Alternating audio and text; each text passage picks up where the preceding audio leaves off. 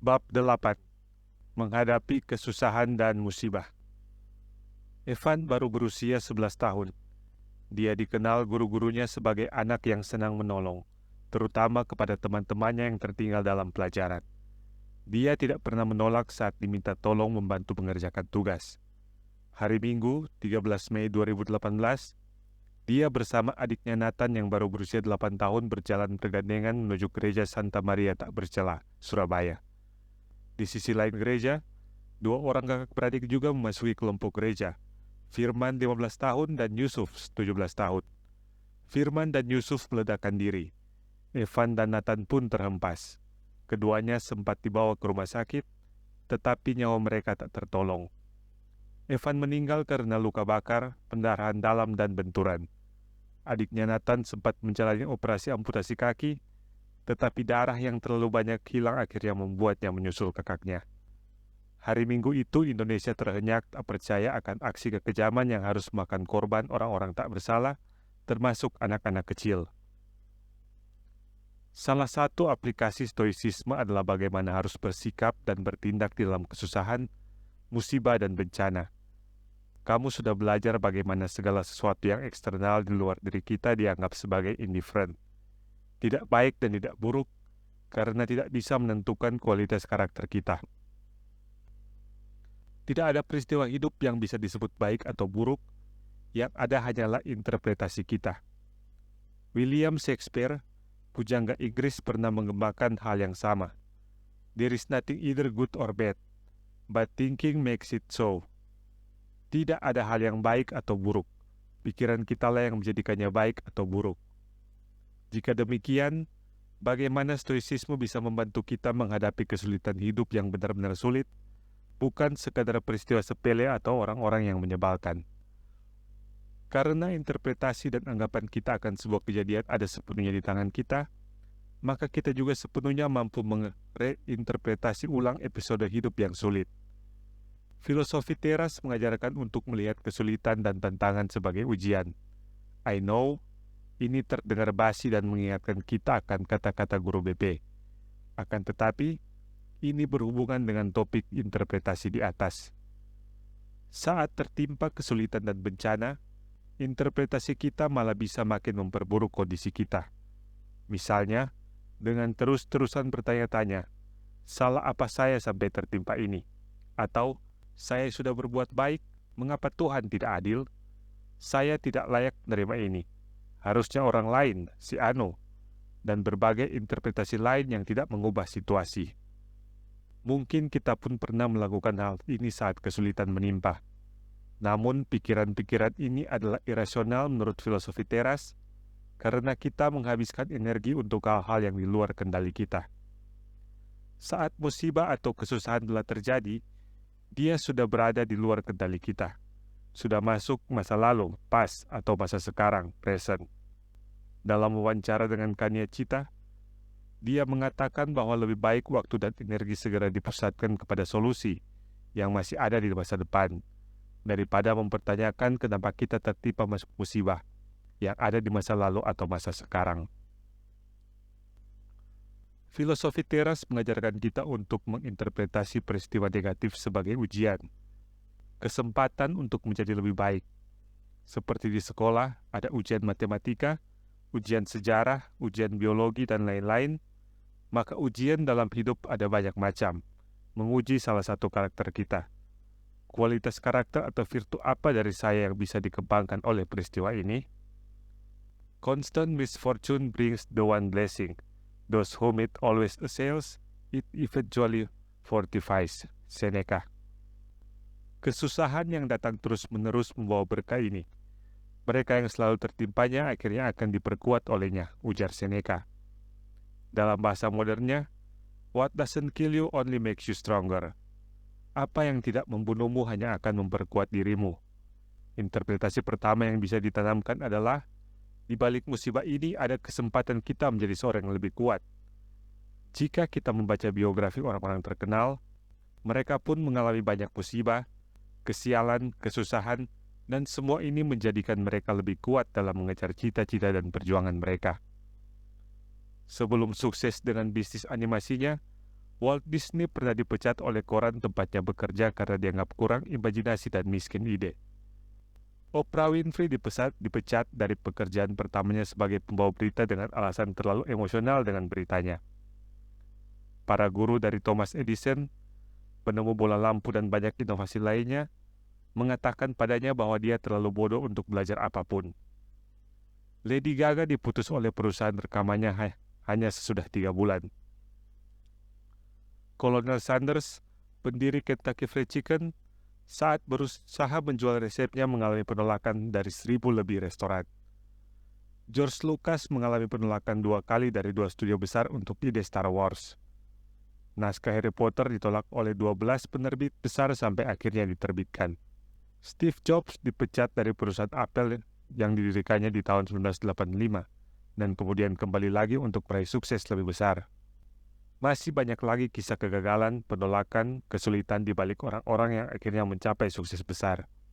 Maka, interpretasi paling minimal yang bisa kita bentuk saat mengalami kesulitan adalah, ini akan memperkuat saya. Unlucky Raven, to me all omens are lucky. Whichever thing happens, it is my control to derive advantage from it. Epictetus, Enchiridion. Burung gagak katanya adalah pertanda sial. Tapi bagi saya semua pertanda adalah keuntungan. Karena apapun yang terjadi, saya memiliki sepenuhnya kendali untuk menarik manfaat darinya, ujar Epictetus. Sebagian dari kamu mungkin berpikir, sombong bet. Namun, sebelum menuduhnya sombong dan belagu, ingatlah bahwa Epictetus adalah seorang budak yang jalannya pincang. Dia bukan anak orang kaya yang mendapat akses mudah mendirikan bisnis dan dibantu orang tuanya dengan koneksi. Jika ada yang bisa berbicara tentang nasib yang kurang beruntung, Epictetuslah orangnya. Akan tetapi dia tetap mengatakan bahwa apapun yang terjadi, dia memegang kendali untuk bisa mengubahnya menjadi sebuah keuntungan. Belakangan, Epictetus mendapat kebebasan sebagai orang merdeka, dan kemudian mendirikan sekolah filsafat, dan ajarannya akhirnya sampai membentuk sosok Kaisar Marcus Aurelius. Apa keuntungan di sini? Dikembalikan ke kita. Bagi sebagian orang, masalah bisa menjadi latihan kesabaran, baik itu sabar secara waktu atau sabar menahan emosi. Bagi sebagian orang lain, keuntungan di sini justru kesempatan untuk mengganti arah, bisa arah karir, arah bisnis, atau bahkan arah hubungan. Ada yang menjadikan masalah sebagai kesempatan untuk mempelajari skill baru. Seperti banyak kisah di mana seseorang dipecat dari pekerjaannya, dan sesudah itu dia justru menciptakan ide bisnis baru yang tidak hanya membuatnya kaya raya, tetapi juga lebih bahagia daripada jika dia ngotot bertahan di pekerjaannya. Tidak ada formula yang sama untuk setiap situasi, karena kesulitan, musibah, hambatan yang dialami orang berbeda-beda.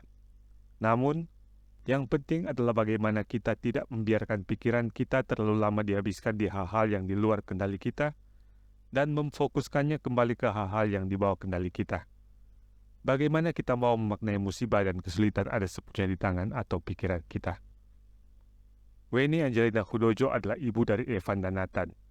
Dikutip dari BBC.com, dalam keadaan berlinang air mata dia menyerahkan kembali kedua anak-anaknya ke pangkuan Tuhan, sambil mengucapkan doa sekaligus pengampunan bagi pelaku serangan yang telah merenggut nyawa anak-anaknya yang masih belia.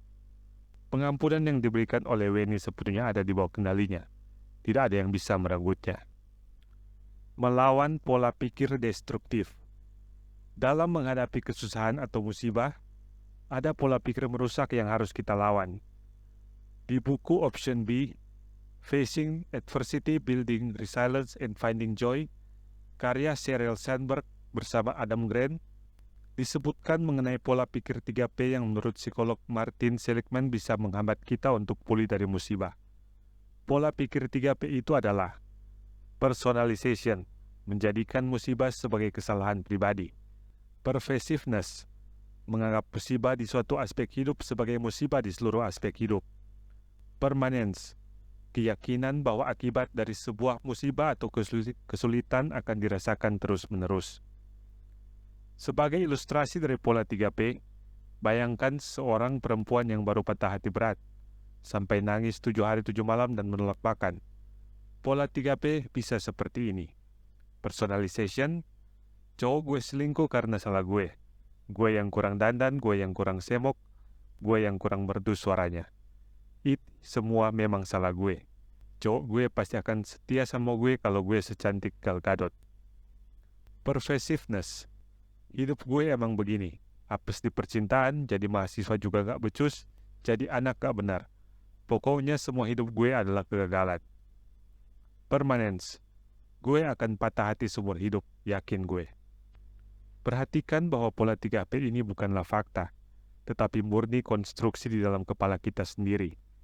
Mari kita mulai dengan personalization. Kenyataannya, tidak semua masalah hidup disebabkan hanya oleh kita sendiri. Memang ada yang sepenuhnya salah kita sendiri. Misalnya mengendarai kendaraan dalam keadaan mabuk dan kemudian menabrak orang lain. Tetapi banyak juga yang sebenarnya di luar atau hanya sebagian di bawah kendali kita. Jumpa lagi dengan dikotomi atau trikotomi kendali. Di pervasiveness, lagi-lagi kita memiliki perspektif yang keliru. Musibah atau kegagalan di satu aspek hidup tidak otomatis berarti kegagalan di aspek hidup yang lain. Gagal di studi bukan berarti kita gagal menjadi anak yang baik. Gagal di percintaan bukan berarti kita juga gagal sebagai profesional dan seterusnya. Yang terakhir, permanence. Rasa sedih, galau, kecewa yang dialami sekarang tidak otomatis masih akan dirasakan minggu depan, bulan depan, atau tahun depan. Memang ada kasus-kasus musibah atau kesulitan yang menimbulkan luka psikologis yang lama efeknya, tetapi sebagian besar akan terasa lebih ringan seiring berjalannya waktu. Di saat stoicisme sekadar memberitahu bahwa kita mampu dan harus bisa mengendalikan persepsi kita mengenai musibah, konsep 3P di atas membantu kita mengidentifikasi pola pikir apa yang harus dihindari. Minimal, dengan mengenali adanya pola 3P ini, kita bisa lebih cepat menyadari saat mulai terjebak dalam pola menyalahkan diri sendiri, atau membiarkan masalah merembet kemana-mana, atau menganggap perasaan duka ini akan selamanya. Menerima penderitaan. Why is it so hard when things go against you? If it is imposed by nature, accept gladly.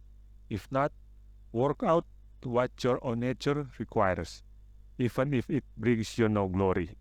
Marcus Aurelius Meditation. Kita tadi sudah diingatkan oleh filosofi teras bahwa apa yang kita sebut sebagai bencana, musibah, kesulitan, dan lainnya adalah konstruksi mental kita sendiri. Stoicisme melihat peristiwa, apapun itu, sebagai sebuah fakta objektif.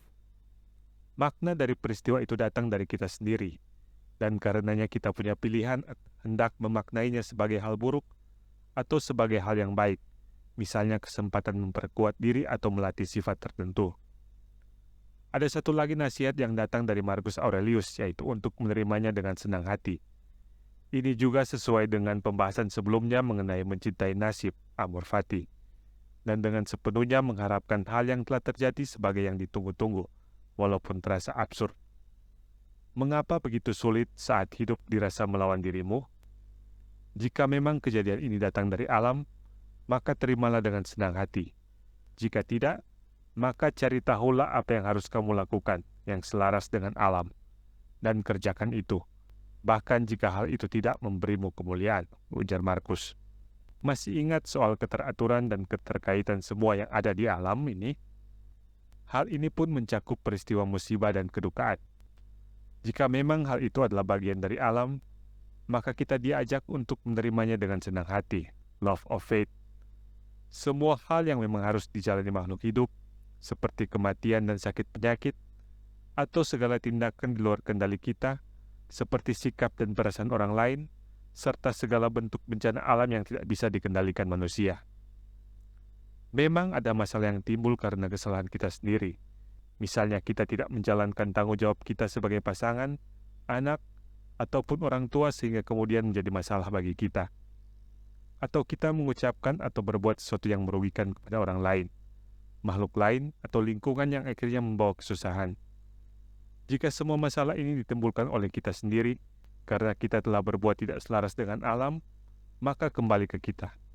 Seperti dikatakan Markus, kita yang bertugas mencari tahu bagaimana memperbaikinya, kemudian melakukannya sungguh-sungguh. Menang dengan bertahan. Kaum Stoa senang menggunakan analogi kontes olahraga atau pertandingan untuk menggambarkan kesusahan hidup. Yang menarik, Kita tidak diharapkan untuk menang dengan cara mengalahkan cobaan. Layaknya atlet gulat atau taekwondo melumpuhkan lawan. Di dalam filosofi teras, kemenangan kita atas cobaan dan kesusahan hidup diperoleh dengan bertahan dan membuat lawan kita lelah. Dalam pertandingan suci banyak yang meraih kemenangan dengan cara membuat lawan mereka lelah.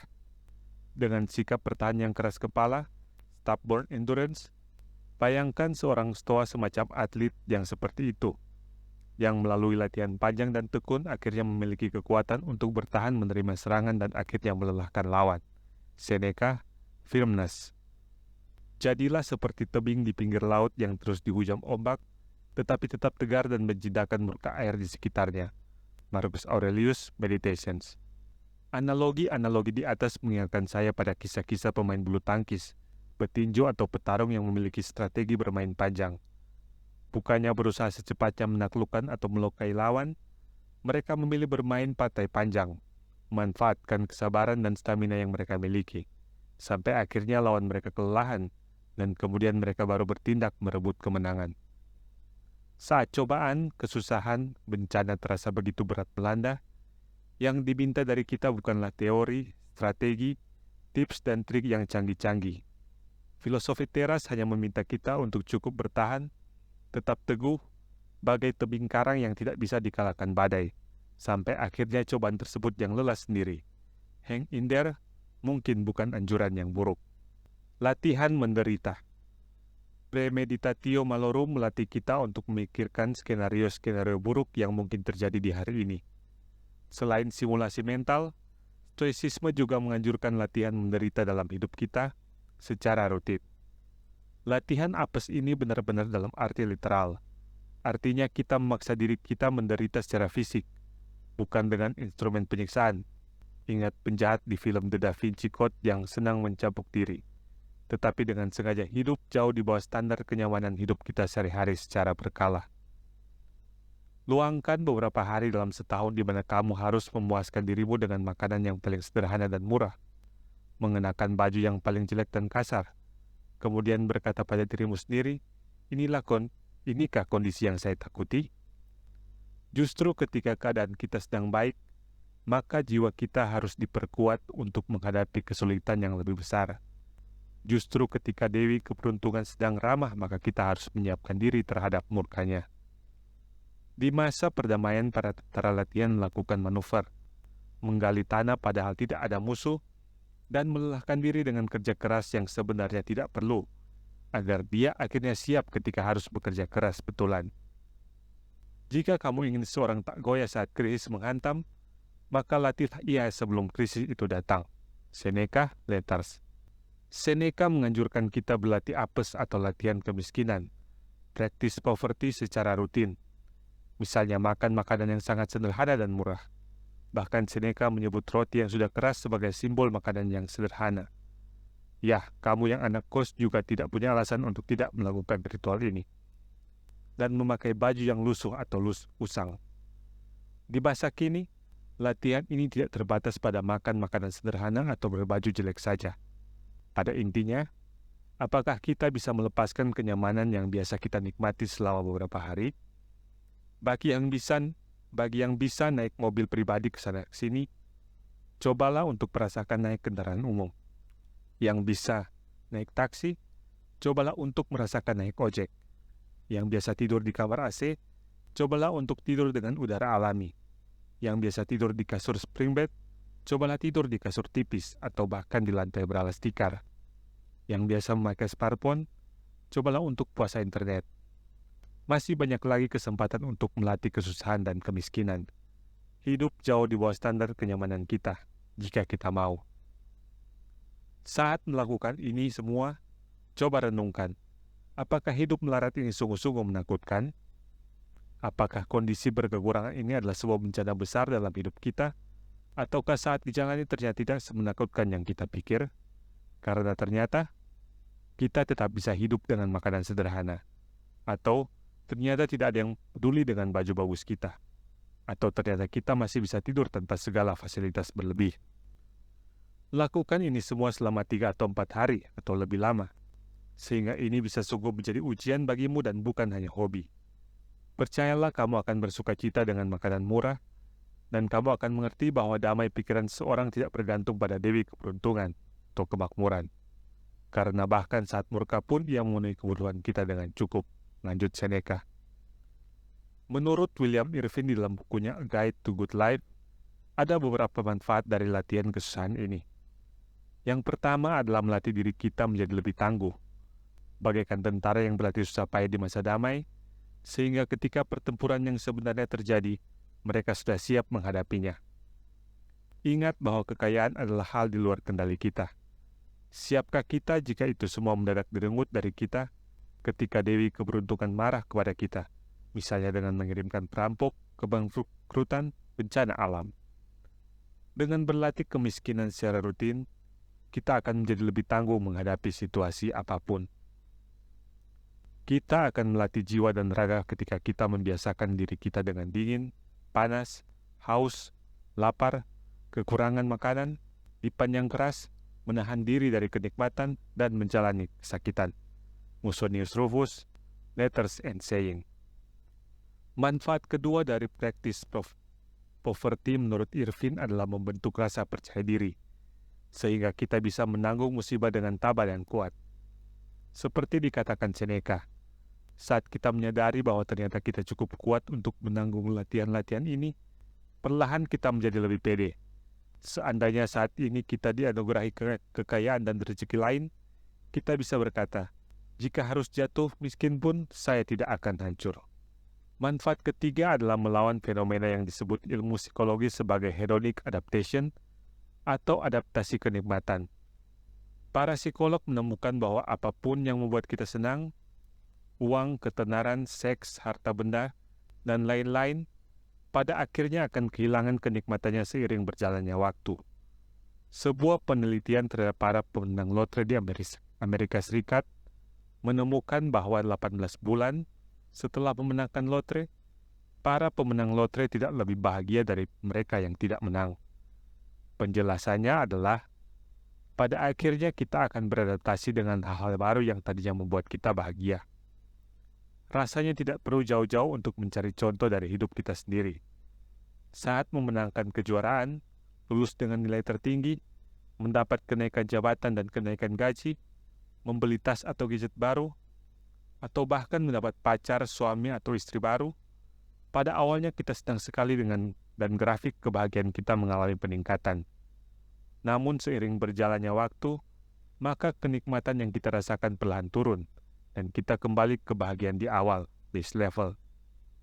Hal ini karena kita mulai terbiasa dengan kenikmatan baru kita, gaji baru kita, jabatan baru kita, gadget baru kita, sampai pacar, suami, atau istri baru kita perlahan menjadi norm baru, tidak lagi menjadi spesial.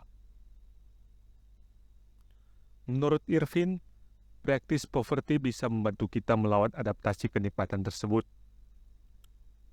Dengan rutin mengguncang base level diri kita sendiri, maka kita kembali menghargai apa yang telah kita miliki. Jika kita terbiasa makan enak, maka saat menghabiskan waktu untuk makan makanan yang tidak enak dan sangat sederhana, kita jadi kembali mengapresiasi makanan enak yang kita konsumsi selama ini. Saat terbiasa naik kendaraan pribadi, dan kemudian merasakan berdesakan bersama orang lain di kendaraan umum, kita akan kembali menemukan nikmatnya kendaraan pribadi. Saat memakai busana murah berbahan kasar, kita akan kembali menghargai pakaian bagus yang kita miliki. Saat kita menemukan kembali nikmatnya segala sesuatu yang telah kita miliki, maka kita pun bisa merasa lebih bahagia. Di antara begitu banyak kenikmatan dan fasilitas dari kehidupan modern, makanan mungkin adalah ujian terbaik mengenai pengendalian diri. Makanan relatif tersedia di mana-mana, dengan berbagai kualitas dan harga. Mengenai makanan, salah satu filsuf Stoa bernama Musonius Rufus memiliki prinsip yang umum kita dengar sekarang sebagai makan untuk hidup, bukan hidup untuk makan. Bagi Musonius, makanan ada hanya untuk sekedar mempertahankan hidup dan bukan sebagai sumber kenikmatan. Bahwa Tuhan menyediakan makanan dan minuman hanya untuk mempertahankan hidup dan bukan sumber kenikmatan dapat dibuktikan dari ini. Ketika makanan menjalankan fungsinya dalam pencernaan dan penyerapan, ia tidak memberikan kenikmatan apapun bagi manusia. Walaupun kita menikmati rasa makanan di lidah, Manfaat sesungguhnya dari makanan justru baru kita terima di dalam perut dan sistem pencernaan.